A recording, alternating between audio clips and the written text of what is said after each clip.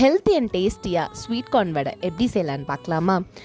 அதுக்கு ஃபஸ்ட்டு ஒரு மிக்ஸி ஜாரில் இஞ்சி பூண்டு, கொஞ்சம் பெருஞ்சீரகம், ஒரு பச்சை மிளகா, அப்புறம் நல்லா வாஷ் பண்ணி வச்சுருக்கிற இந்த ஸ்வீட் கார்னையும் ஆட் பண்ணி நல்லா ஒரு ஃபைன் பேஸ்ட்டாக வந்து அரைச்சி எடுத்துக்கணும்.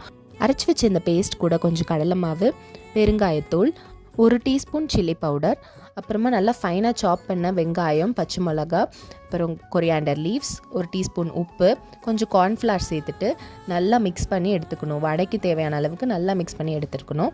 வானல் அடுப்பில் வச்சுட்டு வடைக்கு தேவையான அளவு எண்ணெய் ஊற்றிக்கணும். அதுக்கப்புறம் இந்த வடை மாவை வந்து நல்லா உருட்டி நம்ம வடைக்கு போடுற மாதிரி தட்டி எடுத்துக்கணும். அதை நம்ம வந்து வடையை எண்ணெயில் போட்டு பொரிச்சு எடுத்தோம் அப்படின்னா நமக்கு சுவையான கார்ன் வடை ரொம்ப டேஸ்ட்டாக ரெடி ஆயிருங்க. இதோட டேஸ்ட் வந்து நார்மல் கடலைப்பருப்பு வடை, மசால் வடை விட ரொம்ப டேஸ்டியாக இருக்கும். கண்டிப்பாக ட்ரை பண்ணி பாருங்கள். இந்த வீடியோ உங்களுக்கு பிடிச்சிருந்தா லைக், ஷேர் அண்ட் சப்ஸ்கிரைப் மறக்காமல் பண்ணிக்கோங்க. தேங்க்யூ.